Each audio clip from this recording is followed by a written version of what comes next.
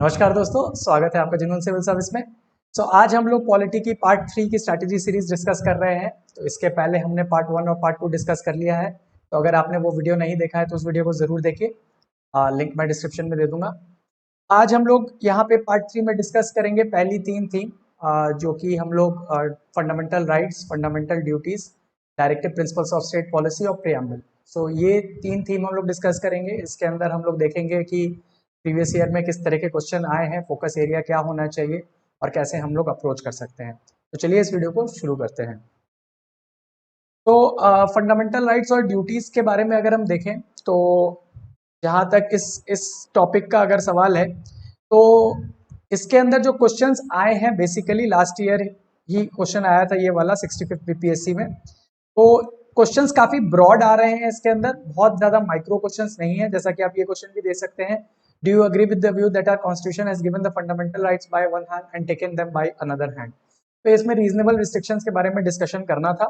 उसी तरीके से आप देख सकते हैं, explain the concept of Hindutva, is it against secularism. Again 60 to 62 BPSC में ये पूछा हुआ था। तो secularism, right to freedom of religion, again fundamental right का हमारा एक पार्ट है। सेक्युलरिज्म एक बेसिक पिक्चर है हमारे कॉन्स्टिट्यूशन का। तो ये जो कॉन्सेप्ट है, अगेन आर्टिकल 21 पे जो क्वेश्चन पूछा हुआ है, राइट टू फ्रीडम में आता है। तो क्वेश्चन हम देख रहे हैं कि एक पार्ट क्वेश्चन का होता है, काफी ब्रॉड पूछते हैं वो फंडामेंटल राइट के बारे में, और देन वो एक कुछ स्पेसिफिक आर्टिकल के बारे में पूछ सकते हैं। तो आने वाले समय में, जैसे कि एक और क्वेश्चन था राइट टू प्रॉपर्टी के बारे में क्वेश्चन था, जो कि बहुत पहले 43rd बीपीएससी में पूछा गया था। तो हम लोग अगर जहां तक देखें तो हमें क्या करना है इसमें अप्रोच में, कि आपको पहले फंडामेंटल राइट्स के बारे में अपना आप एक क्लैरिटी तो रखेंगे ही, जिसका आप रिसोर्स के लिए आप इंडियन कॉन्स्टिट्यूशन नेटवर्क की क्लास 11 की एनसीईआरटी आती है, वो बहुत अच्छी एनसीईआरटी है कॉन्सेप्चुअल क्लैरिटी के लिए, और लक्ष्मीकांत से आप बेसिक पॉइंटर अपने उठा सकते हैं। आप ये बात हमेशा याद रखिए कि आपको ये 5 चीजें जरूर लिखनी है अपने आंसर्स में, और अपने नोट्स जब भी आप प्रिपेयर कर रहे हैं, पढ़ रहे हैं, तो आप कॉन्स्टिट्यूशनल आर्टिकल्स, सुप्रीम कोर्ट के जजमेंट्स, पार्लियामेंट के लॉज, और जो भी कमेटी की रिपोर्ट है, कोई अगर रेलेवेंट कमेटी है उसकी जो अगर कोई रिपोर्ट होगी तो उसके बारे में आप जरूर लिखिए। और करंट के जो एग्जांपल्स जो भी रेलेवेंट टाइम में चल रहा है उसको आप उस क्वेश्चन से लिंक करके आप अपने अपने नोट्स में रखिए, ताकि आप उसको वहां पे रिप्रेजेंट करें। तो इन 5 चीजों को अगर आप लिखेंगे तो आपका आंसर और आपकी प्रिपरेशन थोड़ा स्टैंड आउट हो जाएगा दूसरे से। दूसरी चीज आप ये कीजिए कि आप यूपीएससी के भी प्रीवियस ईयर क्वेश्चंस जो है पॉलिटी के और इन थीम से रिलेटेड, आप उसको भी एक जगह कंपाइल कर लीजिए और उसके भी आंसर्स आप प्रिपेयर कीजिए। इससे आपको फायदा ये होगा कि ना सिर्फ आपका बीपीएससी प्रिपेयर होगा, आप UPSC and other state services exams भी बहुत इजीली आप प्रिपेयर कर पाएंगे। आपकी प्रिपरेशन एक होलिस्टिक प्रिपरेशन होगी। तो मेरा ये सजेशन है कि जैसा हम देख रहे हैं कि यहाँ क्वेश्चंस देखा आपने कि फंडामेंटल राइट से पहले थोड़ा ब्रॉड क्वेश्चन पूछते हैं, उसी तरीके से राइट टू लाइफ से रिलेटेड क्वेश्चन पूछे थे।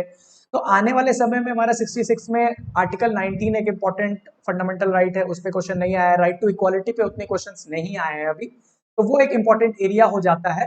क्योंकि अभी रिसेंट ट्रेंड में भी देखें तो ट्विटर के साथ कंट्रोवर्सी हो रही है right to freedom of speech and privacy and national security को लेकर।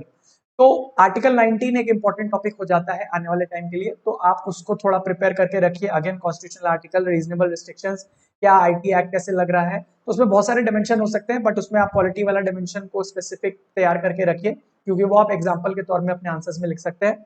तो अगेन कंसेप्चुअल क्लैरिटी तो आई एम अज्यूमिंग कि आपने देख ही लिया होगा, कि जब आप ये देख रहे हैं कि ये राइट्स जब दिए गए हैं कॉन्स्टिट्यूशन के अंदर, तो ये जो भी चीजें हैं, इक्वालिटी वाला पार्ट हो गया, तो वो ब्रिटिश दौर में कैसे हमें इनइक्वालिटी झेलनी पड़ती थी, या कास्ट सिस्टम, अनटचेबिलिटी कैसे हमारे हिस्टोरिकल एक हमारा बैकग्राउंड रहा है, उसकी वजह से एबोलिशन ऑफ अनटचेबिलिटी आर्टिकल 17 में दिया गया। उसी तरीके से हमारे लिए फ्रीडम ऑफ एक्सप्रेशन नहीं था हमारा ब्रिटिश के टाइम पर।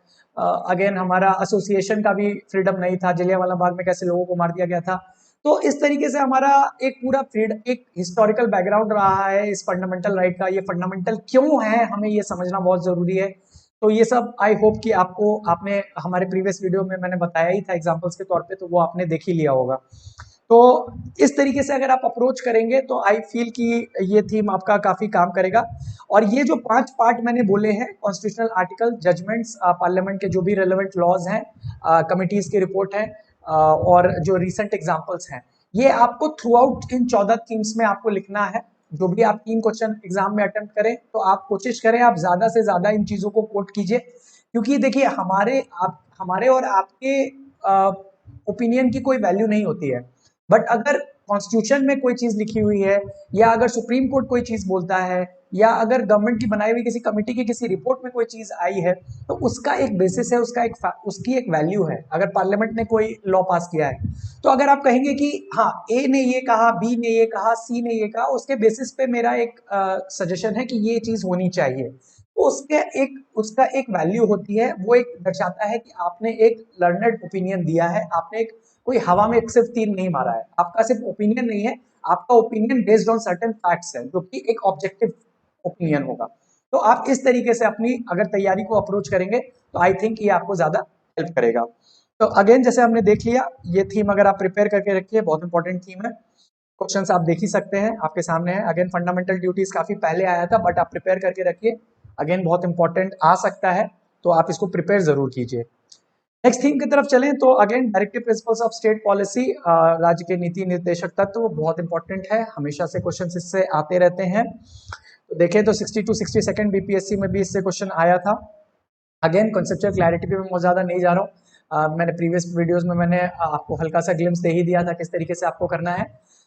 रिसोर्सेज अगेन आप वो 11th की एनसीईआरटी जरूर पढ़िए, वो बहुत इंपॉर्टेंट है। लक्ष्मीकांत तो सारे लोग पढ़ ही रहे हैं, बट वो एनसीईआरटी आप पढ़िएगा तो जो भी बिगिनर है वो जरूर पढ़िए पहले, क्योंकि उससे आपको एक वाई की जरूरत पता चलेगी कि कॉन्स्टिट्यूशन में हमें कॉन्स्टिट्यूशन की ही जरूरत क्यों पड़ी, कॉन्स्टिट्यूशन के बिना क्यों नहीं चल सकता था, क्या फंडामेंटल राइट, क्या डीपीएसपी, आपको एक बेसिक चीजें पता चलेंगी उस बुक से। तो आप उस बुक को लक्ष्मीकांत से भी पहले अगर कोई बिगनर है तो उन बुक को जरूर पढ़िए, या अगर जो बीच में भी पढ़ रहे हैं जिन्होंने लक्ष्मीकांत पढ़ भी ली है, तो मेरा एक रिक्वेस्ट होगा कि आप वो बुक जरूर पढ़े, बहुत अच्छी बुक है एनसीईआरटी की, आप उस बुक को जरूर पढ़िए। अगर हम डायरेक्टिव प्रिंसिपल्स पे आते हैं तो अगेन हम इसके अंदर देखते हैं कि क्वेश्चन काफी ब्रॉड है।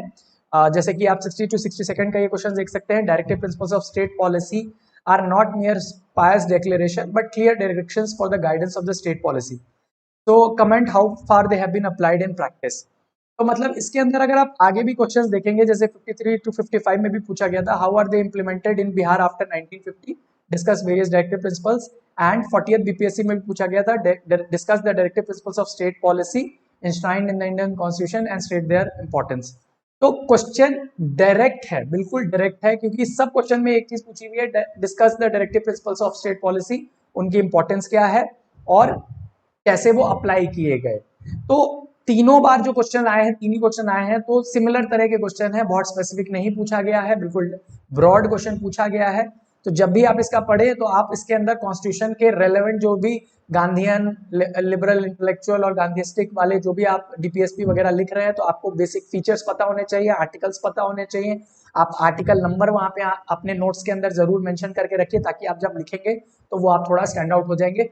सारे एग्जाम्पल्स को आप जरूर लिख के रखिए। कंसेप्चुअल क्लैरिटी अगेन, हमारा ये जस्टिसेबल क्यों नहीं बनाया गया, इसको सोशियो इकोनॉमिक डेमोक्रेसी हम क्यों कहते हैं, ये सारी चीजें क्यों नहीं की गई, उसको फंडामेंटल राइट्स को हम पॉलिटिकल डेमोक्रेसी क्यों कहते हैं, जिसको राजनीतिक लोकतंत्र बोला जाता है, और इसको सोशल एंड इकोनॉमिक डेमोक्रेसी जो कि आर्थिक और सामाजिक लोकतंत्र बोलते हैं, इसको क्यों बोला जाता है। ये सब चीजें आप आई होप देख ही रहे होंगे या देख लिया होगा। तो यहाँ अप्रोच में आपको यही करना है कि आप, जैसा कि हम देख रहे हैं बहुत ब्रॉड क्वेश्चंस आए हैं, तो आप जब भी अपना नोट्स प्रिपेयर करें, आपका ये आइडिया होना चाहिए कि हर टॉपिक के ऊपर आपके पास 1.5 से 2 पेज के नोट्स होने चाहिए। आप उसको अपना, जब भी आप पढ़ रहे हैं तो बिल्कुल ब्रॉड पढ़िए, आराम से समझिए, बट जब आप नोट्स बना लें अपना, तो आप उसको 1.5 से 2 पेज का एक नोट्स बना के रखिए, ताकि आप उसके अंदर एग्जांपल्स और सारे constitutional provisions, supreme court judgments वगैरह सब आप वहां लिख के रखा हुआ है, और आपने उस चीज को आप एग्जाम टाइम पे अपना रिविजन करके उस चीज को आप वहां पे एग्जाम में जाके लिख सकते हैं, और अपने टेस्ट सीरीज वगैरह भी जो भी आप दे रहे होंगे उसको प्रैक्टिस कीजिए। तो इस अप्रोच से आप चलिएगा तो आपको सिर्फ बीपीएससी में ही नहीं, हर एग्जाम्स में आपको इसको फायदा होगा। अगेन ये एक काफी डायरेक्ट सिंपल क्वेश्चन आते हैं, 3 ही क्वेश्चन आए हैं। अगर हम अब अपने नेक्स्ट थीम पे आए, प्रियम्बल पे, तो अगेन बहुत इंपॉर्टेंट है। कॉन्सेप्ट पे अगर आए तो आपको ये सब तो पता ही होना चाहिए कि क्या होता है सामाजिक लोकतंत्र, गणतंत्र क्या है, सॉवरेनिटी, संप्रभुता वगैरह, सेक्युलर, ये सब आपको कॉन्सेप्ट क्लियर होने चाहिए। लिबर्टी, फ्रीडम में क्या डिफरेंस है, मोनार्की, रिपब्लिक में क्या डिफरेंस है, तो ये सब बेसिक चीजें आपको पता होनी चाहिए, तो आप ये सब देख लीजिएगा। अगेन बुक मैंने बताया हुआ है, आप एनसीईआरटी जरूर पढ़िए।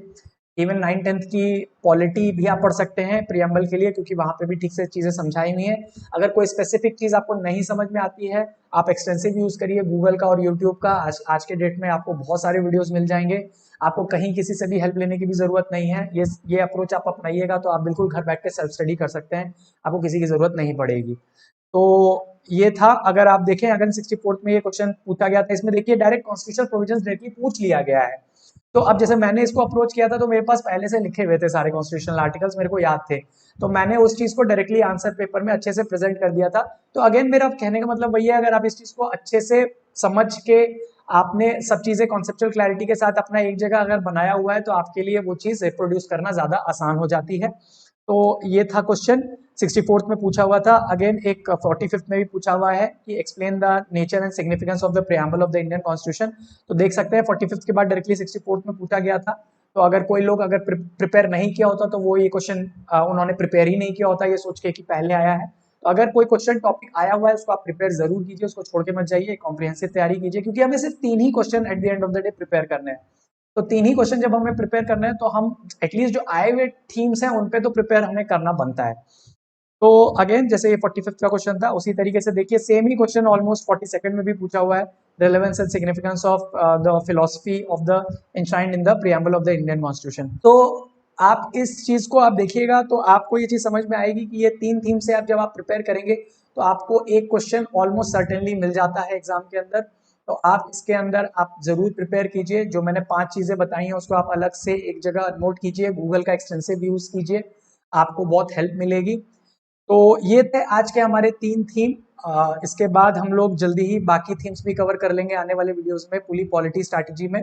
इसके बाद काफी स्टूडेंट्स की ये रिक्वेस्ट आई कि सर इकोनॉमी एंड ज्योग्राफी का भी एक सीरीज बनाइए, तो इसके बाद मैं इकोनॉमी एंड ज्योग्राफी का भी बनाऊंगा। उसके बाद मैं एक ऑप्शनल की भी एक वीडियो बनाऊंगा कि ऑप्शनल के बेसिस पे सेलेक्ट करना चाहिए, क्या आपका एक स्ट्रैटेजी होनी चाहिए ऑप्शनल लेने से पहले, क्या फैक्टर्स होने चाहिए जिसको बेसिस पे रख के आपको ऑप्शनल लेना चाहिए। तो वो वीडियो भी मैं जल्दी बनाऊंगा।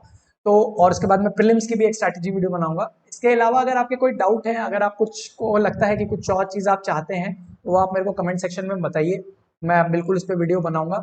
इसके अलावा हमारा एक टेलीग्राम ग्रुप है, उसको आप जरूर ज्वाइन कीजिए, ताकि बहुत बार क्या होता है कि आप वीडियो का नोटिफिकेशन आपको मिस हो जाता है, तो अगर आप टेलीग्राम ग्रुप में रहेंगे तो आपके लिए वो मिस नहीं होगा। इसके अलावा अगर आप फेसबुक पे ज्यादा एक्टिव रहते हैं तो आप फेसबुक पेज लाइक कर सकते हैं, वहां पे आपको नोटिफिकेशन मिल जाएगी। तो अगर आपके अलावा इसके अलावा और कोई डाउट है तो आप जरूर बताइए, वरना हम लोग जल्दी मिलते हैं नेक्स्ट वीडियो में। Thank you.